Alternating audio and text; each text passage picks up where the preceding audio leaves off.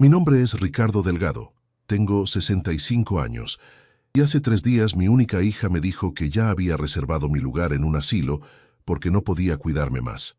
Lo que ella no sabía es que yo acababa de vender nuestra casa familiar por una fortuna y que tenía planes que cambiarían su vida para siempre, pero no como ella esperaba. Imagínate la escena.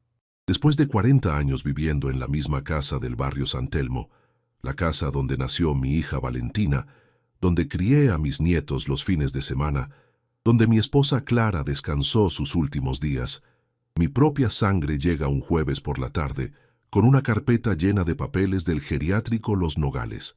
«Papá, tenemos que hablar», me dice con esa voz que usaba de adolescente cuando había gastado toda su mesada. «Ya está todo arreglado. Tenés una habitación individual, comida incluida, actividades para gente de tu edad.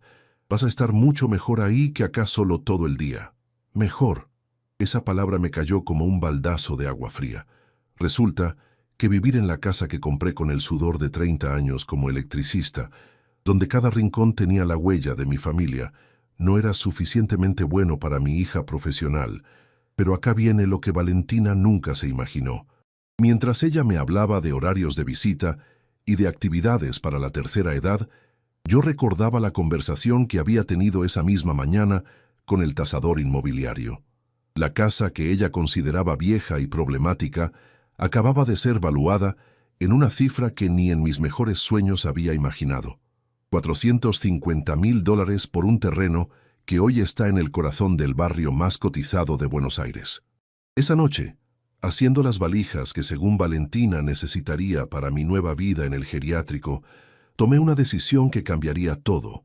No iba a ir a ningún asilo a esperar la muerte como un mueble arrumbado.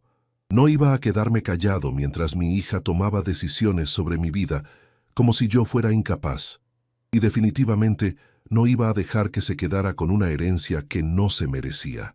Al día siguiente, cuando ella vino a buscarme para el supuesto traslado, yo ya había firmado los papeles más importantes de mi vida. Papeles que ella descubriría de la manera más dolorosa posible, porque una cosa es subestimar a tu padre por ignorancia, y otra muy distinta es hacerlo creyendo que no tenés más opciones que aguantar. Escucha esta historia hasta el final porque lo que hice después va a sorprenderte tanto como la sorprendió a ella.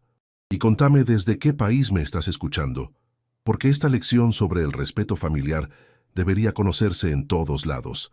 Para que entiendas por qué llegué a tomar una decisión tan drástica, tengo que contarte cómo había cambiado mi relación con Valentina desde que murió Clara, mi esposa, hace 2 años. Porque no siempre fui el viejo estorbo que su hija quería mandar al asilo como si fuera un paquete que molesta en casa. Valentina y yo fuimos muy unidos toda la vida.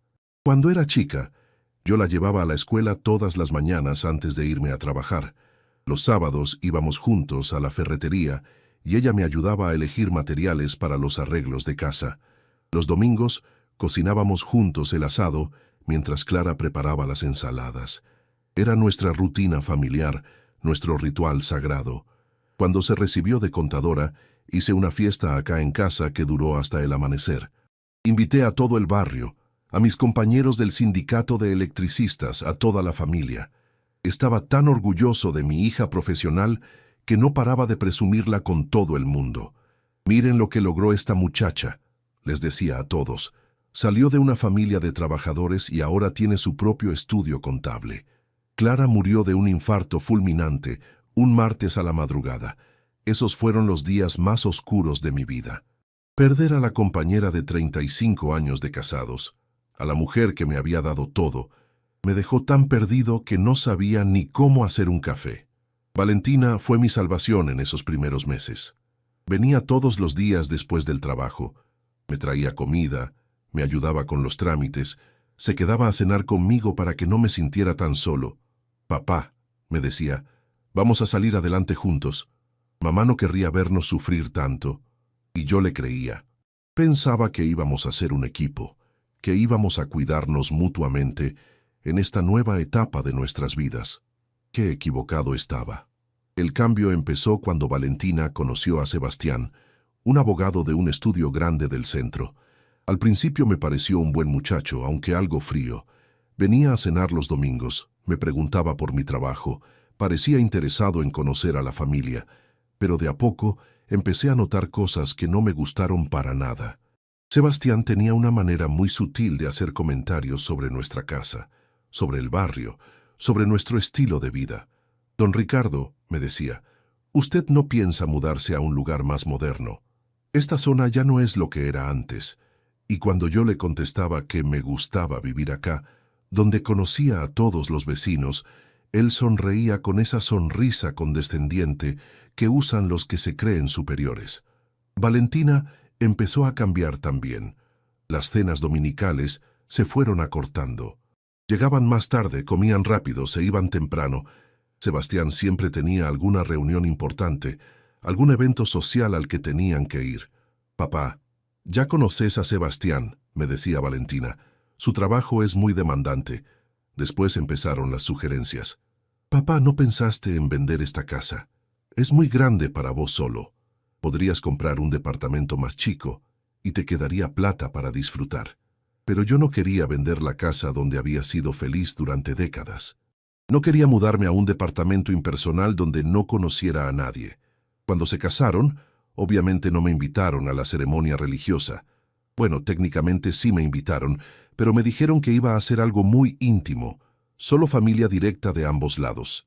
Familia directa. Yo que la había criado sola, después de que su madre muriera cuando ella tenía 8 años, que había trabajado doble turno para pagarle los estudios universitarios, que había caminado con ella hasta el altar el día de su graduación porque no tenía novio que la acompañara. Resulta que no era familia directa suficiente. Hicieron una fiesta después, eso sí, una reunión en un salón elegante del barrio norte, donde yo conocía a 3 personas contadas. Me senté en una mesa con unos tíos lejanos, mientras Valentina y Sebastián recibían felicitaciones de gente que ganaba en un mes lo que yo ganaba en un año. Esa noche, volviendo solo a casa en el colectivo, con el traje que me había comprado especialmente para la ocasión, me pregunté cuándo había perdido a mi hija, cuándo había dejado de ser su papá para convertirme en una obligación familiar. Después del casamiento, las visitas se espaciaron todavía más. Una vez cada 15 días, después una vez por mes, después solo en mi cumpleaños y en Navidad. Y cuando venían, Sebastián siempre encontraba algo que criticar. La instalación eléctrica estaba vieja, las cañerías hacían ruido, el techo tenía manchas de humedad. Como si yo no supiera que mi casa necesitaba arreglos después de 40 años. Don Ricardo, me dijo una vez con esa voz que usaba cuando quería sonar preocupado, usted vive solo en una casa que se está cayendo a pedazos. ¿No le da miedo? A mi edad ya no me dan miedo las casas, le respondí. Me dan miedo las personas. El año pasado empezaron los comentarios sobre mi salud. Papá, te veo más flaco. Papá, ¿estás comiendo bien? Papá, ayer te llamé 3 veces y no me atendiste. ¿Dónde estabas? Como si fuera un chico que tenía que rendir cuentas de cada movimiento. La verdad es que yo estaba perfectamente bien. A los 65 años, todavía podía arreglar cualquier problema eléctrico que tuviera en casa. Todavía salía a caminar todas las mañanas, todavía jugaba al dominó con los muchachos del club del barrio. Pero para Valentina y Sebastián, yo era un viejo decadente que vivía en una casa peligrosa. Hace 3 meses, Sebastián me propuso algo que me heló la sangre. Don Ricardo, estuve hablando con algunos clientes del estudio que se dedican a inversiones inmobiliarias. Me dicen que esta zona está empezando a cotizarse mucho por la cercanía al centro histórico. Si usted vendiera ahora, podría sacar una buena plata. Y después, con esa sonrisa que ya conocía de memoria, agregó, Valentina y yo estamos pensando en comprar una casa más grande. Si usted quisiera, podríamos hacer algo juntos. Usted vende, nosotros compramos algo espacioso y usted puede vivir con nosotros. Una familia unida. Familia unida. Las mismas palabras que había usado Valentina cuando me explicaba por qué tenía que ir al geriátrico. Pero yo ya había aprendido a desconfiar de esas palabras bonitas. Les dije que lo iba a pensar, pero en el fondo ya sabía que ellos no querían que yo fuera parte de su familia. Querían mi casa, querían mi plata, pero no me querían a mí. Y eso se confirmó la semana pasada, cuando Valentina llegó con los papeles del asilo. Pero, como te dije al principio, había cosas que mi hija no sabía. Cosas que había estado preparando en silencio, no por malicia, sino porque había aprendido a no confiar en nadie, ni siquiera en mi propia sangre. Ahora viene la parte que mi hija jamás se imaginó. Mientras ella creía que yo era apenas un jubilado que vivía de una pensión modesta en una casa vieja que no valía gran cosa, yo había estado tomando decisiones que la iban a dejar sin palabras. ¿Te acordás que te conté que Sebastián me había hablado de clientes suyos que se dedicaban a inversiones inmobiliarias? Bueno, resulta que él tenía razón en algo. Esta zona realmente se había cotizado muchísimo. Lo que él no sabía es que yo ya lo había investigado por mi cuenta. Hace 6 meses, cuando empecé a sospechar que Valentina y su marido estaban planeando algo con mi casa, contraté a un tasador independiente. Un tipo serio, recomendado por mi vecino don Esteban, que había vendido su casa el año anterior. Quería saber exactamente cuánto valía mi propiedad. Los números que me dio casi me dan un infarto. La casa que yo había comprado en 1985 por $20,000, hoy valía $450,000, casi medio millón. Yo, Ricardo Delgado, electricista jubilado del barrio, era técnicamente medio millonario sin saberlo. Pero no fue solo la tasación lo que me abrió los ojos, fue lo que descubrí después. Empecé a hacer averiguaciones sobre Sebastián, sobre su estudio de abogados, sobre sus famosos clientes inversores, y me enteré de algo que me dio náuseas. El estudio donde trabajaba mi yerno se especializaba en comprar propiedades baratas en zonas en desarrollo, hacer pequeñas mejoras y revenderlas por 3 o 4 veces su valor original. Eran especuladores inmobiliarios profesionales. Y mi propia hija estaba casada con uno de ellos. De repente todo cobró sentido. Los comentarios sobre la casa vieja, las sugerencias de mudanza, la propuesta de vivir juntos. No era amor filial, era un plan de negocios. Querían que yo vendiera barato para después ellos revender caro. O peor aún, querían que les diera la casa y después ellos hacer el negocio completo.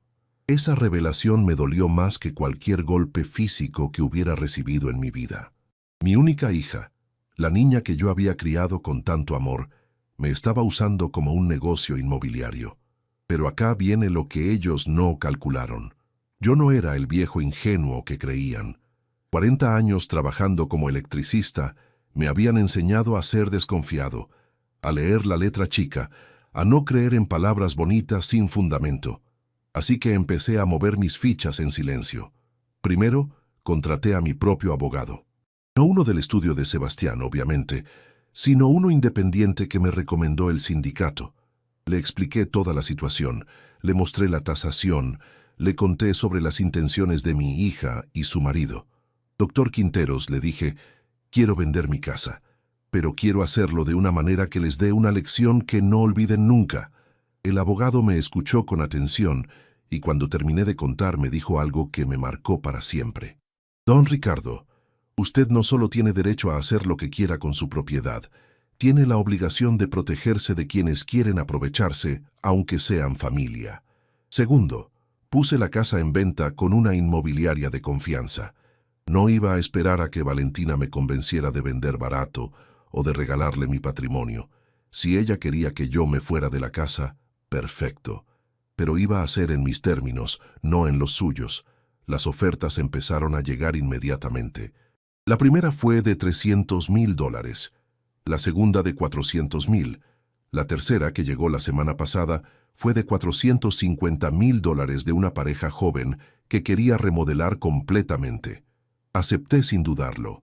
Tercero, abrí una cuenta bancaria nueva en otro banco, uno donde ni Valentina ni Sebastián tuvieran contactos. Ahí deposité todo el dinero de la venta.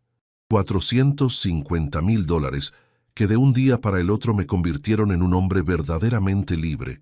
Y cuarto, lo más importante de todo, cambié mi testamento. Ya no iba a dejarle mi patrimonio a alguien que me trataba como un estorbo. El 70% de mi fortuna iba a ir a instituciones de caridad que realmente cuidaran a los ancianos abandonados. El otro 30% se lo iba a dejar a mis 2 nietos, Tomás y Lucía, pero en un fideicomiso que solo podrían tocar cuando cumplieran 25 años y con una condición muy específica que ya te voy a contar. Mientras Valentina venía a casa a convencerme de que el geriátrico era lo mejor para mí, yo ya había vendido la casa y tenía planes que la iban a dejar helada, planes que ejecuté exactamente el día que ella vino a buscarme para llevarme al asilo. Si vos fueras yo, ¿habrías hecho lo mismo o habrías elegido otro camino? El viernes por la mañana, el día que Valentina había programado para mi traslado al geriátrico, me levanté más temprano que nunca. No porque estuviera nervioso, sino porque tenía muchas cosas que hacer antes de que llegara mi hija a buscarme para mi supuesta nueva vida. A las 7 de la mañana sonó mi teléfono. Era la inmobiliaria confirmándome que ya tenían las llaves de la nueva casa que habían comprado mis compradores y que el dinero estaba depositado en mi cuenta nueva. En pocas horas yo había dejado de ser un jubilado con una casa vieja para convertirme en un hombre libre con casi $500,000 en el banco. A las 8 llamé al doctor Quinteros. Doctor, hoy se ejecuta el plan. Todo está listo, don Ricardo. Los papeles del fideicomiso están firmados. La donación caritativa está formalizada y tengo preparada la carta que pidió para su hija. Perfecto. Quiero que se la entregue exactamente a las 10:30 de la mañana. Después llamé a mi hermana Elena, que vive en Mendoza. Hacía meses que no hablábamos, desde la última Navidad donde Valentina había brillado por su ausencia. Elena, soy Ricardo. Necesito pedirte un favor muy grande. ¿Puedo quedarme en tu casa unos días? Te voy a explicar todo cuando llegue. Mi hermana, que siempre fue más intuitiva que yo, no me hizo preguntas. Hermano, esta casa es tuya. Venite cuando quieras. Yo me encargo de preparar todo. A las 9:30 sonó el timbre. Era Valentina, que venía sola para acompañarme en mi traslado al geriátrico. Había dejado a Sebastián en el trabajo porque, según me dijo, era un momento muy personal entre padre e hija. ¡Qué considerada! Buenos días, papá. ¿Ya tenés todo preparado? Sí, hija, todo preparado. Miré la valija pequeña que había armado la noche anterior. No llevaba mucho porque a donde iba no necesitaba demasiadas cosas. ¿Estás nervioso?, me preguntó con esa voz dulce que no usaba conmigo desde hacía años. No, para nada. Al contrario, estoy emocionado por lo que viene. Durante el viaje al geriátrico, Valentina estuvo más cariñosa de lo que había estado en meses. Papá, vas a ver que te va a encantar. Tienen jardines preciosos, la comida está buenísima y vas a conocer gente de tu edad, gente de mi edad, como si los 65 años me convirtieran automáticamente en alguien que solo podía relacionarse con otros viejos. Llegamos al geriátrico Los Nogales a las 10:15. Era un edificio moderno, limpio, con jardines bien cuidados. Nada que objetar desde el punto de vista estético, pero para mí representaba lo mismo que una cárcel elegante donde la gente espera la muerte. Bueno, papá, acá estamos, tu nueva casa. Sí, hija, acá estamos. Bajé del auto con mi valija pequeña y miré el edificio. Valentina estaba estacionando cuando sonó mi teléfono. Era exactamente las 10:30. Don Ricardo, habla el doctor Quinteros. Ya entregué la carta en su antigua casa. Su hija debería recibirla en cualquier momento. Perfecto, doctor. Muchas gracias por todo. Colgué y miré a Valentina, que se acercaba con una sonrisa radiante. Una sonrisa que se iba a borrar muy pronto. Todo bien, papá. ¿Con quién hablabas? Con nadie importante, hija, vamos. Entramos al geriátrico. El lugar olía a lavanda y a productos de limpieza. Una recepcionista nos atendió con una carpeta llena de formularios. Usted debe ser el señor Delgado. Su hija ya arregló todos los detalles. Bienvenido a nuestra familia. Nuestra familia. Qué ironía que una institución llena de extraños me diera más sensación de familia que mi propia hija. Mientras la recepcionista le explicaba a Valentina los horarios de visita, las actividades disponibles y las reglas de convivencia, yo saqué mi teléfono y mandé un mensaje que tenía preparado desde hacía días. Era un mensaje para todos mis amigos del barrio, para mis excompañeros del sindicato, para todos los que me conocían. El mensaje decía: hoy mi hija me internó en un geriátrico porque dice que no puede cuidarme. Pero lo que ella no sabe es que ayer vendí la casa por $450,000. y que en este momento está recibiendo una carta que le va a cambiar la vida. Los que me conocen saben que esto no se queda así. Guardé el teléfono y miré a Valentina, que seguía haciendo trámites con una eficiencia que me dolió en el alma. Mi propia hija estaba tan ansiosa por deshacerse de mí que hasta había traído todos los papeles ya completados. «Valentina», le dije, «hay algo que tenés que saber antes de que firmes nada». Se acercó a mí con esa cara de preocupación que ponía cuando quería parecer la hija perfecta. «¿Qué pasa, papá? ¿Te sentís bien?» «Me siento muy bien, hija. Lo que pasa es que acabo de recibir una llamada muy importante. En este momento hay un abogado en la que era mi casa entregándote una carta que vas a querer leer». Valentina me miró como si hubiera empezado a delirar. «¿Qué carta, papá? ¿De qué hablas?» En ese momento sonó el teléfono de Valentina. Podía ver en la pantalla que la llamaba Sebastián. «Atendé», le dije. «Creo que es importante». Valentina dudó un segundo, pero después atendió. «¿Sí, amor?» Pausa larga. «¿Qué?» Pausa más larga. «No, no puede ser». Pausa larguísima. «¿Cuánto?» Cortó la llamada y me miró con una cara que nunca le había visto. Una mezcla de shock, confusión y algo que podría haber sido miedo. «Papá, ¿qué hiciste?» «Lo que tenía que hacer, hija. Lo que tendría que haber hecho hace mucho tiempo». Se fue corriendo del geriátrico sin siquiera despedirse. Yo me quedé ahí, sentado en un sillón del hall de entrada, esperando. La recepcionista me preguntó si quería conocer mi habitación. «Todavía no, señorita. Estoy esperando que mi hija vuelva». Pasó una hora, después 2. A las 12:30, mi teléfono empezó a sonar sin parar. Primero me llamó don Esteban, mi vecino. «Ricardo, ¿qué está pasando? Acabo de ver a tu hija y a su marido saliendo de tu casa como locos, pero en la puerta había un cartel de vendido. ¿Vendiste la casa?» Después me llamó Miguel, del club de dominó. «Ricardo, me contó Carmen que vio un camión de mudanza en tu casa y que tu hija estaba llorando en la vereda. ¿Es verdad que te mudaste al geriátrico?» Después me llamó mi compadre Jorge. «Ricardo, hermano, ¿qué carajo está pasando? Todo el barrio está hablando de que vendiste la casa por una fortuna y que tu hija no sabía nada». A las 2 de la tarde llegó Valentina al geriátrico. Venía sola, sin Sebastián, con la cara hinchada de llorar y con una carpeta en la mano. Se sentó al lado mío en silencio y puso sobre la mesita los papeles que le había mandado el doctor Quinteros. «Papá», me dijo con una voz que nunca le había escuchado, «¿es verdad todo esto?» Los papeles eran muy claros. El primero era una copia del contrato de venta de la casa. El segundo era el comprobante del depósito bancario. El tercero era una copia de mi Nuevo Testamento.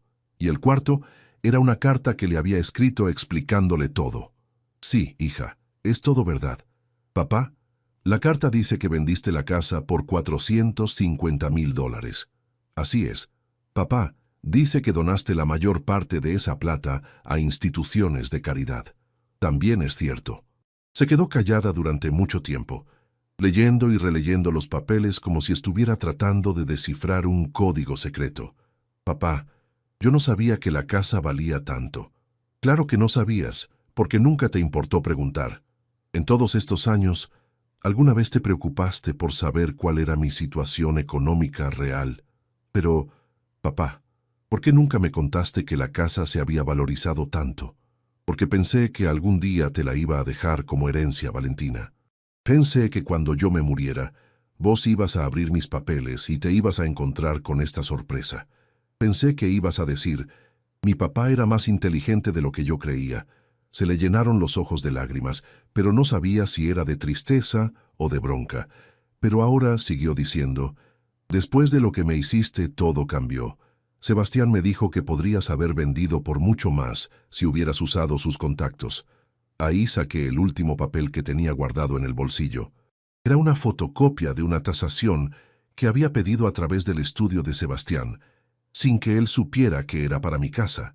Según sus propios contactos, mi casa valía $300,000 máximo, 60,000 menos de lo que yo conseguí por mi cuenta. «Mira, Valentina, tu marido me quería estafar, me quería hacer vender por menos plata para después él hacer el negocio real. Y vos eras parte del plan, consciente o inconscientemente».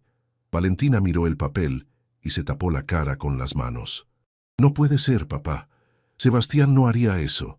En ese momento sonó el teléfono de Valentina otra vez. Era Sebastián. Ella atendió, y lo único que alcancé a escuchar fue que él le gritaba del otro lado. Después cortó y me miró con una cara de desolación total. Sebastián dice que yo arruiné todo, que teníamos la oportunidad de hacer un gran negocio inmobiliario y que por culpa de mis sentimentalismos perdimos una fortuna. ¿Y vos qué le dijiste? Le dije que mi papá no es un negocio, que mi papá es mi papá. Muy tarde para darte cuenta de eso, hija, pero al menos te diste cuenta. Eso significa que tal vez no esté todo perdido entre nosotros. Se quedó llorando en silencio por un largo rato. Después me preguntó algo que me rompió el corazón. «Papá, ¿me odias?» «No te odio, Valentina, pero tampoco confío en vos. Y sin confianza no puede haber familia. Si querés reconstruir nuestra relación, vas a tener que demostrarme que realmente cambiaste». «¿Cómo puedo hacer eso, papá? Empezá por divorciarte de ese estafador que tenés por marido. Después vení a visitarme a donde yo esté viviendo, no porque te sientas culpable, sino porque realmente querés estar conmigo.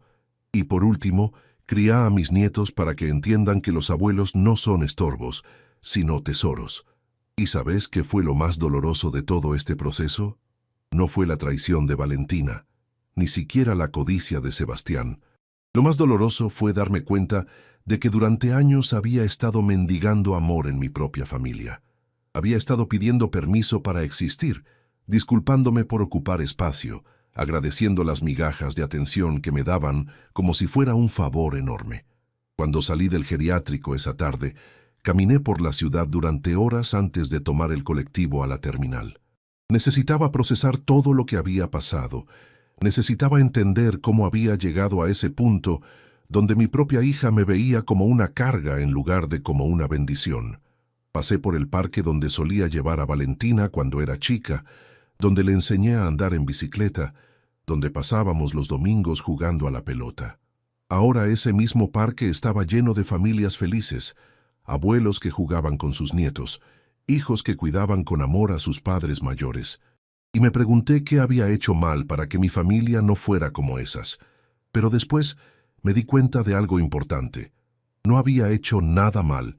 Había sido un buen padre, un buen proveedor, un buen ejemplo. El problema no era mío, era de una sociedad que les enseña a los jóvenes que los viejos no sirven, que el progreso significa dejar atrás a los que ya cumplieron su función. Sebastián era producto de esa mentalidad. Para él yo no era una persona con sentimientos, experiencias, sabiduría acumulada. Era un obstáculo para sus planes de enriquecimiento rápido. Y Valentina se había dejado contaminar por esa forma de pensar. En la terminal de ómnibus, mientras esperaba el micro a Mendoza, llamé a Elena para confirmar que llegaba esa noche. «Hermano», me dijo, «hace 20 años que no venís a casa. Va a ser hermoso tenerte acá otra vez. ¿Tuviste problemas con Valentina?» «Problemas es poco, Elena. Te voy a contar todo cuando llegue, pero quiero que sepas que decidí cambiar mi vida por completo a los 65 años. Y te voy a pedir que me ayudes a hacerlo».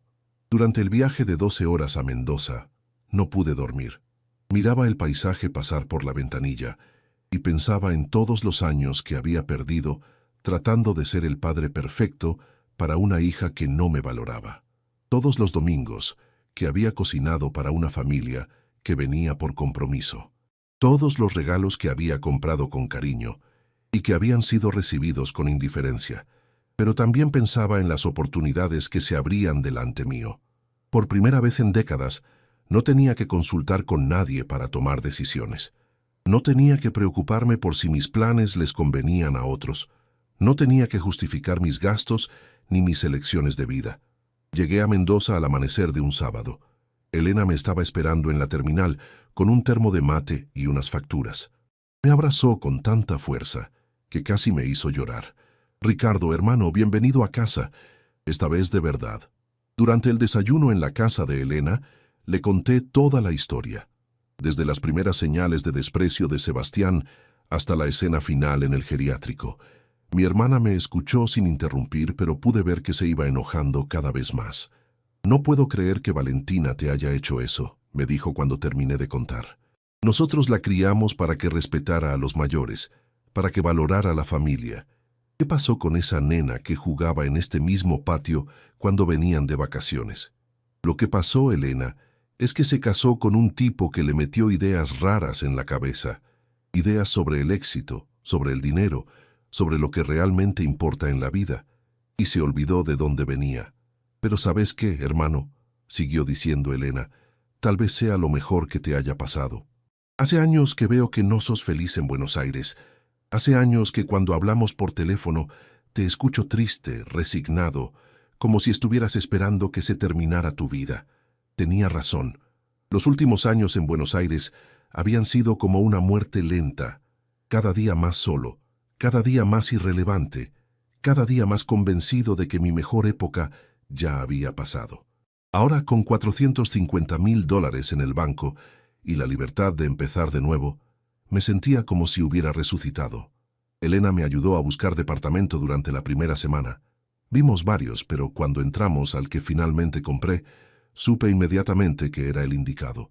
Estaba en un 9º piso con ventanales enormes que daban a la cordillera. Tenía 2 dormitorios, una cocina amplia, un living comedor con mucha luz natural.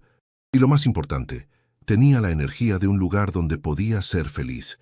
¿Cuánto vale?, le pregunté al vendedor. $90,000, me respondió. Perfecto, lo compro. Elena me miró como si me hubiera vuelto loco. ¿Así nomás? ¿No lo vas a pensar? Elena, le dije, tengo 65 años. Ya no tengo tiempo para pensarlo mucho. Si me gusta, me gusta. Si no, no. Es así de simple. Firmé los papeles esa misma semana. Con muebles nuevos, electrodomésticos, decoración, televisión y todo lo que necesitaba para vivir cómodamente, gasté $120,000. Me quedaron más de 300,000 en el banco, suficiente para vivir sin preocupaciones el resto de mi vida. Pero la plata no era lo más importante. Lo más importante era la sensación de libertad, despertarme a la hora que quería, desayunar tranquilo mirando las montañas, salir a caminar sin rumbo fijo, volver cuando se me antojaba. Después de años de vivir para otros, por fin estaba viviendo para mí. El primer mes en Mendoza fue como unas vacaciones eternas. Elena venía a almorzar conmigo todos los domingos y me presentaba a sus amigas del barrio.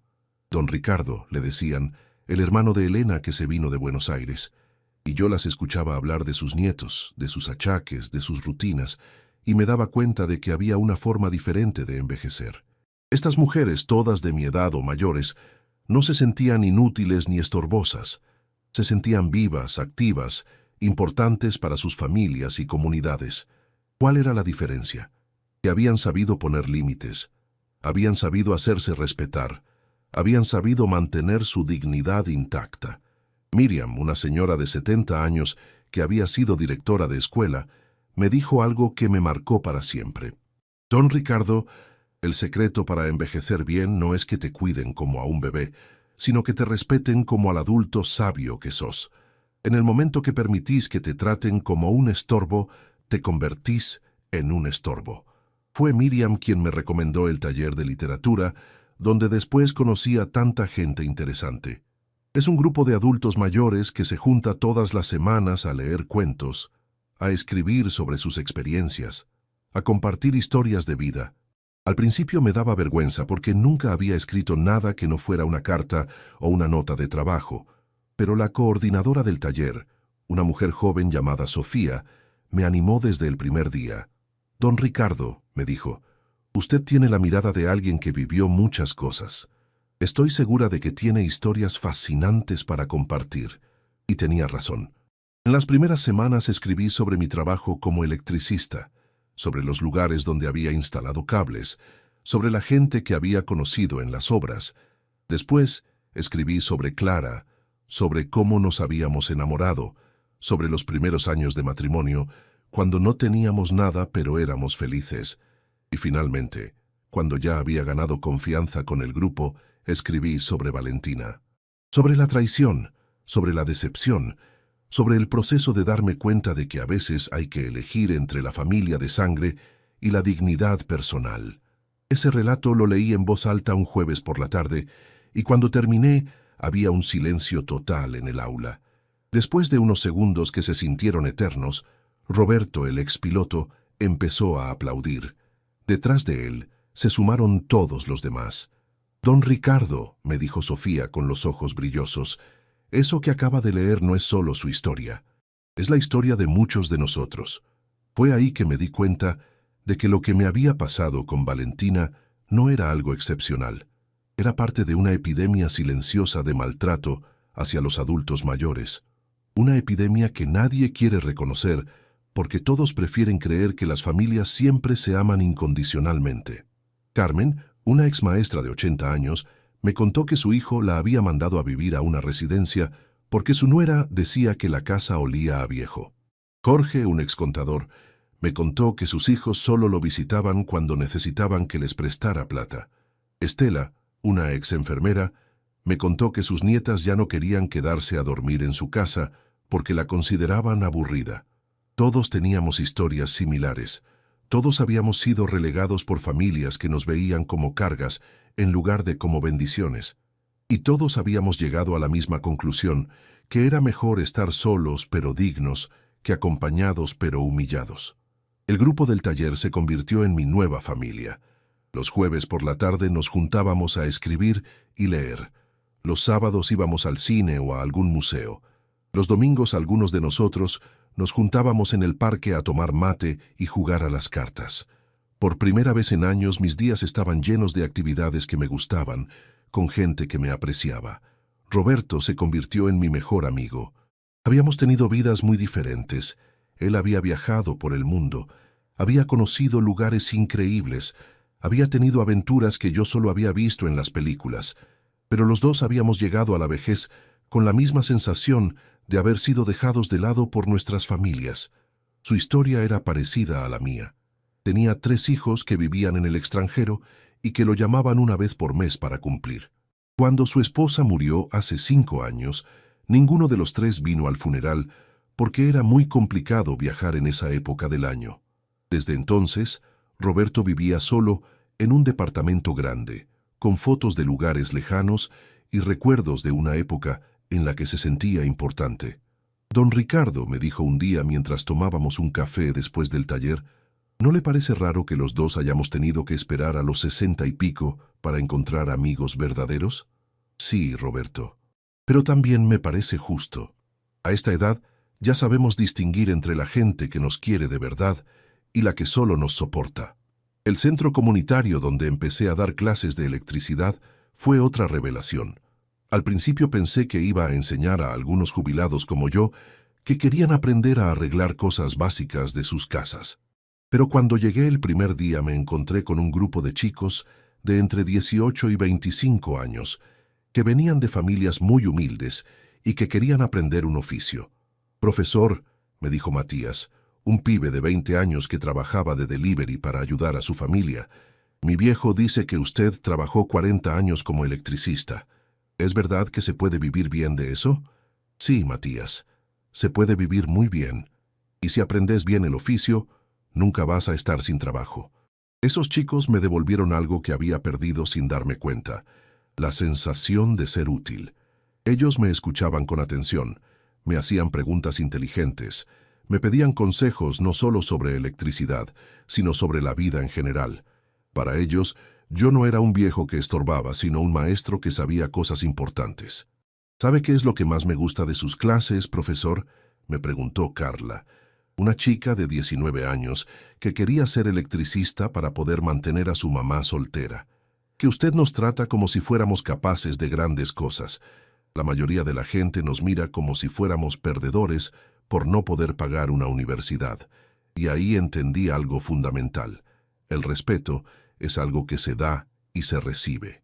Si yo trataba a esos chicos como futuros profesionales exitosos, ellos me trataban como a un maestro respetable. Si Valentina me había tratado como a un estorbo, yo había empezado a sentirme como un estorbo. Los meses pasaron volando. Por las mañanas salía a caminar por el centro de Mendoza, descubriendo lugares nuevos, tomando café en bares donde los mozos ya me conocían y me preguntaban cómo estaba. Por las tardes leía, escribía o me juntaba con Roberto y Carmen a planear nuestras próximas aventuras. Porque sí, a los 65 años empecé a planear aventuras. Roberto me convenció de que me anotara en un curso de manejo turístico para poder alquilar autos y recorrer la provincia.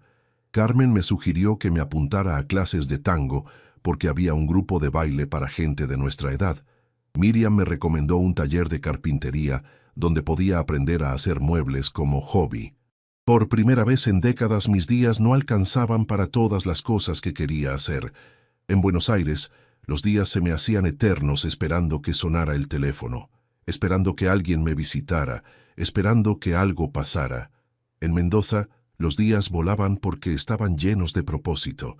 Valentina me había hecho un favor sin saberlo.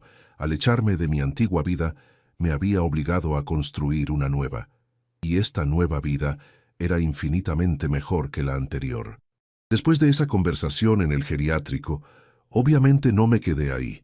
Me fui esa misma tarde a Mendoza, a casa de mi hermana Elena, donde por primera vez en años me sentí bienvenido. Elena me recibió con un asado, con mate, con preguntas genuinas sobre cómo me sentía y qué planes tenía para el futuro. «Ricardo», me dijo Elena esa primera noche, «no entiendo cómo Valentina pudo hacerte esto, pero me alegra que hayas tenido el coraje de ponerle límites. En esta casa sos bienvenido el tiempo que necesites. Con parte del dinero de la venta, me compré un departamento pequeño, pero cómodo, en el centro de Mendoza. Tiene 2 dormitorios, una vista linda a la cordillera y está cerca de todo lo que necesito. Por primera vez en décadas, decoré un lugar pensando solo en lo que a mí me gustaba, no en lo que otros esperaban de mí. Empecé una nueva vida a los 65 años. Me anoté en un taller de literatura para adultos mayores, donde conocí gente fascinante que había vivido vidas increíbles. Conocí a Roberto, un expiloto de avión que me contaba historias de sus viajes por el mundo. Conocí a Carmen, una exmaestra que organizaba actividades culturales para gente de nuestra edad. También empecé a hacer trabajo voluntario en un centro comunitario donde enseño electricidad básica a jóvenes de familias de bajos recursos. Esos chicos me tratan con un respeto que mi propia familia había olvidado que merecía. «Profesor Ricardo», me dicen, y cuando me ven llegar, corren a saludarme con una sonrisa genuina. La familia que uno elige a veces es más real que la familia de sangre, me dijo Carmen una tarde tomando mate en el parque. Y tenía razón. En Mendoza encontré una comunidad que me valoraba por quien era, no por lo que podía darles. 3 meses después de mudarme a Mendoza, recibí una llamada que me cambió toda la perspectiva. Era mi nieto Tomás, que para ese momento tenía 10 años. Había conseguido mi teléfono a través de Elena y me llamó sin que sus padres supieran. «Abuelo», me dijo con esa vocecita que me derritió el corazón, «¿por qué te fuiste tan lejos? Mamá llora todas las noches y papá ya no vive con nosotros. ¿Hicimos algo malo?»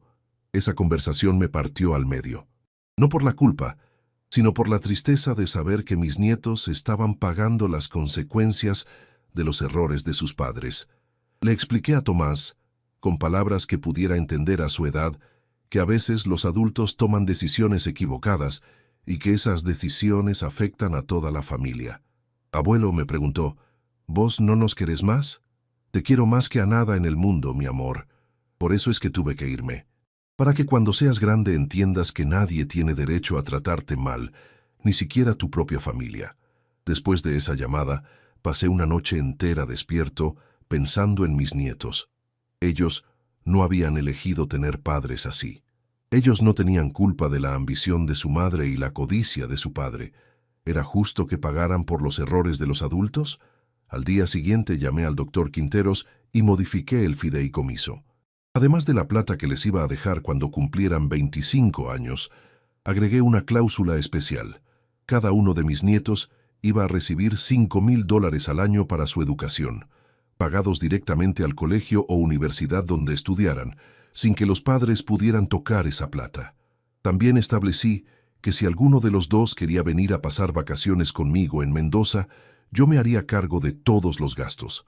No iba a permitir que la situación económica de Valentina fuera un obstáculo para que mis nietos conocieran a su abuelo. Cuando le conté esto a Elena, me abrazó con lágrimas en los ojos. «Hermano», me dijo, «sos el hombre más noble que conozco. A pesar de todo lo que te hicieron, seguís pensando en esos chicos. No es nobleza, Elena, es responsabilidad. Esos chicos van a ser adultos algún día y van a tomar sus propias decisiones sobre el tipo de personas que quieren ser. Quiero que tengan todas las herramientas posibles para elegir bien». Un mes después de esa llamada de Tomás, Valentina me contactó por primera vez en 6 meses. Su voz sonaba diferente, más humilde, más real. «Papá», me dijo, «¿podemos hablar?» Sebastián me dejó hace 2 semanas. Me contó que cuando Sebastián se enteró de que ya no había herencia que esperar, empezó a tratarla como si fuera una fracasada. Le reprochaba constantemente que por su culpa habían perdido una fortuna. La hacía sentir culpable por no haber sabido manejar la situación conmigo. Y finalmente la dejó por una clienta del estudio que tenía más plata y mejores contactos. «Papá», me dijo llorando, «me di cuenta de que tenías razón sobre él. Solo estaba conmigo por interés, pero también me di cuenta de otra cosa. Me di cuenta de que yo me volví igualmente interesada. Dejé de quererte por quien eras y empecé a verte como una herencia con patas». Esa confesión me dolió, pero también me alivió. Por primera vez en años, Valentina estaba siendo completamente honesta conmigo. No estaba tratando de manipularme con excusas o de justificar lo injustificable. Estaba reconociendo la verdad. «¿Y ahora qué pensás hacer?», le pregunté. «Primero, quiero pedirte perdón de verdad, no por teléfono sino cara a cara. Segundo, quiero que conozcas a tus nietos como personas, no como las 2 veces por año que los veías antes. Y tercero, quiero aprender a ser la hija que deberías haber tenido siempre». Pero también me dijo algo que me sorprendió. «Papá, no quiero tu plata. Ya sé que donaste la mayor parte y me parece perfecto. Quiero ganármela sola, como vos la ganaste. Quiero que mis hijos vean que su mamá es capaz de trabajar honestamente para darles lo que necesitan». 2 semanas después, Valentina vino a Mendoza con Tomás y Lucía. Fue un reencuentro muy emotivo. Los chicos, que habían crecido mucho en esos meses, me abrazaron como si no me hubieran visto en años. «Abuelo», me dijo Lucía, «mi compañerita del colegio dice que su abuelo la lleva al parque todos los sábados. ¿Nosotros también podemos ir al parque con vos?» «Por supuesto, mi amor. Podemos ir a todos los parques de Mendoza si querés». Valentina me miraba con una cara que no le había visto desde que era adolescente. Una mezcla de orgullo, amor y algo que podría haber sido admiración. «Papá», me dijo esa noche después de que los chicos se durmieran, «quiero contarte algo que me pasó la semana pasada. Fui a buscar trabajo a varios estudios contables y en uno me preguntaron si era hija de Ricardo Delgado, el electricista que había donado una fortuna a instituciones de caridad. Cuando les dije que sí, el dueño del estudio me dijo: «Su padre debe ser un hombre excepcional. Solo alguien con mucha dignidad y mucha clase hace algo así. Espero que usted haya heredado esas cualidades». Y yo me di cuenta de que no las había heredado, pero que quería desarrollarlas. Me contó que había conseguido trabajo en ese estudio precisamente por ser mi hija. No por mis contactos o mi belleza, sino porque el hecho de ser hija de alguien que había donado una fortuna, en lugar de vengarse cruelmente, le daba credibilidad. «Papá», siguió diciendo, «durante meses pensé que habías arruinado mi vida. Ahora me doy cuenta de que me la salvaste. Me obligaste a valorar las cosas importantes, el trabajo honesto, el amor verdadero, el respeto por los mayores». Esa visita duró una semana. Los chicos conocieron a Elena, a mis amigos del taller de literatura, a los muchachos del centro comunitario. Jugaron en los parques de Mendoza, comieron empanadas en los locales del centro, subieron a la montaña en el teleférico. Por primera vez en años, me sentí como un abuelo de verdad, no como una visita que había que tolerar. «Abuelo», me dijo Tomás el día antes de irse, «¿por qué mamá y papá nunca nos trajeron acá antes? Porque los adultos a veces nos olvidamos de lo que realmente importa, mi amor. Pero ahora ya sabes dónde está tu abuelo. Y cuando seas más grande, si querés, podés venir a visitarme todas las veces que quieras». Cuando se fueron me quedé con una sensación agridulce. Dulce porque había recuperado a mis nietos y había visto señales reales de cambio en Valentina. Amarga porque había perdido años preciosos que nunca iba a poder recuperar. Pero Elena me dijo algo muy sabio. Ricardo, no te concentres en los años que perdiste. Concéntrate en los años que te quedan. Ahora tenés una hija que realmente te valora y nietos que te aman de verdad. Eso vale más que todo el tiempo que se perdió antes. 6 meses después, Valentina me llamó con una noticia que me llenó de orgullo. Papá, me dijo, me ascendieron en el estudio. Ahora soy socia junior. Y compramos una casa pequeña pero cómoda en un barrio lindo de Buenos Aires. Los chicos tienen su propio cuarto y hay una pieza que está esperándote para cuando vengas a visitarnos. También me contó que había empezado terapia psicológica para entender cómo había llegado a tratar tan mal a su propio padre. El psicólogo le estaba ayudando a procesar la muerte de su madre, la influencia tóxica de Sebastián y sus propios miedos sobre el dinero y el futuro. Papá, me dijo, el psicólogo dice que cuando mamá murió yo quedé con terror de perder también a vos, y que ese miedo me hizo comportarme de una manera que terminó alejándote de verdad. Es una ironía cruel, ¿no? Sí, hija, es cruel, pero también es humana. El miedo nos hace cometer los errores más grandes de nuestras vidas. Lo importante es reconocerlos y tratar de repararlos. Hoy me contó algo que me llenó de esperanza. Papá, Tomás me preguntó si cuando sea grande va a poder trabajar con vos. Le expliqué que vos ya te jubilaste, pero él me dijo que no importa, que quiere aprender electricidad para sentirse cerca tuyo. ¿No es hermoso? Sí, es hermoso. Y decile a Tomás que cuando tenga 14 años, si quiere, puede venir a pasar las vacaciones de invierno acá conmigo. Yo le enseño todo lo que sé sobre electricidad y él conoce la provincia donde vive su abuelo. Este último año en Mendoza ha sido el mejor de mis últimos 10 años de vida. No solo por la comodidad económica, sino por la paz mental. Me despierto todos los días sabiendo que soy dueño de mi tiempo, de mis decisiones, de mi dignidad. Roberto y yo nos hicimos tan amigos que estamos planeando un viaje a Europa para el año que viene. Queremos recorrer España, Italia, Francia, lugares que siempre soñamos conocer, pero que nunca nos animamos a visitar porque pensábamos que era demasiado caro o demasiado complicado para gente como nosotros. Carmen se convirtió en mi confidente. Es la primera persona a la que le cuento cuando Valentina me llama, cuando recibo noticias de mis nietos, cuando tengo dudas sobre decisiones importantes. Tiene una sabiduría natural que viene de haber criado 5 hijos y haber mantenido una familia unida durante 50 años. El centro comunitario donde enseño ya se convirtió en mi segunda casa. Los chicos que empezaron conmigo como alumnos ahora son pequeños empresarios que tienen sus propios talleres de electricidad. Matías, el pibe que trabajaba de delivery, ahora tiene 3 empleados y me invita a almorzar una vez por mes para agradecerme lo que le enseñé. Profesor, me dijo la semana pasada, usted no me enseñó solo electricidad. Me enseñó que se puede envejecer con dignidad, que se puede empezar de nuevo a cualquier edad, que el respeto no se mendiga sino que se exige. ¿Sabes qué es lo más loco de todo esto? Que empecé a sentirme joven otra vez, no físicamente, obvio, pero sí mentalmente. Tengo proyectos, tengo ilusiones, tengo ganas de conocer lugares nuevos y personas diferentes. A los 66 años recién cumplidos, siento que mi vida está empezando, no terminando. Mientras tanto, por Elena me enteraba de lo que pasaba con Valentina. Mi hermana mantenía contacto con algunos vecinos del barrio y me contaba las novedades sin que yo se las pidiera. Sebastián había dejado a Valentina cuando se enteró de que ya no había herencia que esperar. Resulta que el amor eterno duró exactamente hasta que se acabaron las perspectivas económicas. Tu hija se quedó sola con los chicos, me contó Elena. Tuvo que vender el auto porque no puede pagar las cuotas del crédito que habían sacado esperando tu herencia. Y está buscando un departamento más barato porque tampoco puede mantener la casa que alquilaban. Me dolía saber que Valentina estaba pasando por problemas económicos, pero también sabía que era la única manera de que aprendiera el verdadero valor de las cosas.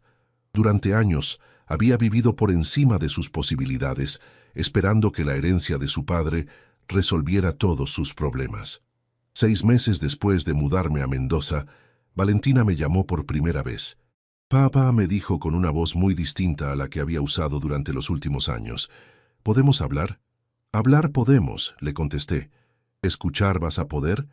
Me contó que Sebastián la había dejado por otra mujer, una cliente del estudio que tenía más plata que ella. Me contó que había tenido que mudarse con los chicos a un departamento pequeño. Me contó que había empezado a trabajar de contadora independiente porque necesitaba más ingresos. Y me contó algo que me sorprendió, que extrañaba nuestras charlas de antes. Papá, yo sé que la cagué. Sé que me dejé llevar por Sebastián y que perdí de vista lo realmente importante. No estoy pidiendo que me perdones de un día para el otro, pero sí te pido una oportunidad para demostrar que cambié. ¿Y cómo pensás demostrar eso?, le pregunté. Primero, quiero llevarte a los chicos para que los conozcas en tu nueva casa. Segundo, quiero pedirte perdón cara a cara, no por teléfono. Y tercero, quiero que sepas que no te llamo por la plata. Ya sé que donaste casi todo y me parece perfecto. Te llamo porque te extraño. Un mes después, Valentina vino a Mendoza con Tomás y Lucía. Fue un fin de semana muy emotivo. Los chicos, que ya tenían 9 y 11 años, me preguntaron por qué el abuelo ya no vivía en Buenos Aires. Les expliqué, con palabras que pudieran entender, que a veces los adultos toman decisiones equivocadas y que las consecuencias de esas decisiones afectan a toda la familia. «Abuelo», me dijo Tomás, «¿vos estás enojado con mamá?» «No estoy enojado, mi amor. Estoy triste. Pero la tristeza se puede curar si todos ponemos ganas de cambiar». Valentina se quedó conmigo 1 hora después de que los chicos se fueran a dormir. «Papá», me dijo, «quiero que sepas que me di cuenta de muchas cosas durante estos meses. Me di cuenta de que Sebastián solo estaba conmigo por interés. Me di cuenta de que vos tenías razón cuando decías que él no nos convenía. Y me di cuenta de que fui una hija de mierda durante mucho tiempo. No fuiste una hija de mierda, Valentina. Fuiste una hija confundida que se dejó influenciar por gente que no tenía buenos sentimientos. La diferencia es importante. ¿Me vas a dar otra oportunidad, papá? Te voy a dar todas las oportunidades que necesites, hija, pero van a ser en mis términos, no en los tuyos. Hoy, 1 año después de que mi hija decidiera internarme en un asilo, puedo decir que fue la mejor cosa que me pasó en mucho tiempo. No porque haya sido una buena decisión de parte de ella, sino porque me obligó a tomar las riendas de mi propia vida a una edad en la que muchos ya se resignan a que otros decidan por ellos.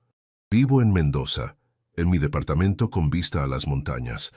Elena vive a 10 cuadras y almorzamos juntos todos los domingos. Mis nuevos amigos del taller de literatura me invitan a sus cumpleaños y me incluyen en sus planes como si fuera parte de su familia. Los chicos del centro comunitario me esperan todas las semanas para sus clases de electricidad. Valentina me llama cada domingo y viene a visitarme 1 vez por mes con mis nietos. Nuestra relación está sanando lentamente, pero está sanando. Ya no me trata como a un viejo inútil, sino como a su papá. Y yo ya no siento que tengo que justificar cada decisión que tomo. El 70% de la plata de la venta de la casa efectivamente se donó a instituciones que cuidan ancianos abandonados. Cada mes recibo cartas de agradecimiento de geriátricos públicos que pudieron mejorar sus instalaciones gracias a esas donaciones. Es la mejor inversión que hice en mi vida. El otro 30% está en el fideicomiso para Tomás y Lucía, que podrán acceder a esa plata cuando cumplan 25 años. Pero hay una condición que cumplir. Tienen que visitar a su abuelo al menos 1 vez por mes hasta que yo me muera. Esa condición está enseñándoles algo que sus padres tardaron años en entender, que los abuelos no son cargas, sino bendiciones. El año que viene voy a cumplir 66 años y tengo más planes que muchos jóvenes que conozco. Elena y yo estamos organizando un viaje a Europa para conocer los lugares donde vivían nuestros abuelos italianos. Roberto, el expiloto, me está enseñando todo sobre historia de la aviación. Carmen me invitó a participar en una obra de teatro que están preparando en el Centro Cultural. A veces me pregunto qué habría pasado si me hubiera quedado callado, si hubiera aceptado ir al geriátrico, si hubiera dejado que Valentina y Sebastián manejaran mi vida y mi patrimonio como se les antojara. Pero después pienso que tal vez todo tenía que pasar como pasó para que tanto ella como yo aprendiéramos las lecciones que necesitábamos aprender. Y vos que me escuchaste hasta acá, vos que me acompañaste en esta historia que cambió mi vida para siempre, quiero que sepas algo muy importante. Si alguien te está tratando mal, si alguien te está faltando el respeto, si alguien está tomando decisiones sobre tu vida sin consultarte, no importa si es tu hijo, tu hija, tu hermano o tu cónyuge, nadie tiene derecho a menospreciarte solo porque puede hacerlo.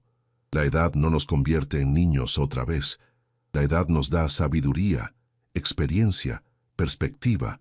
Nos da derecho a que nos respeten, no que nos soporten.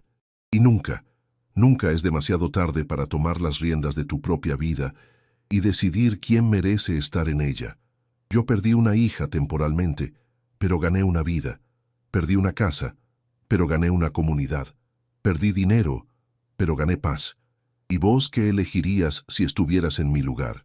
¿Te quedarías callado aguantando el maltrato? ¿O tendrías el coraje de empezar de nuevo? Contame qué pensás de esta historia y desde qué país me estás escuchando. Porque al final, lo que realmente importa no es cuántos años tenés, sino cuánta dignidad te queda para defender lo que crees que está bien. Y recordá siempre que el respeto no se mendiga, se exige, y que la familia verdadera no es la que comparte tu sangre, sino la que comparte tus valores.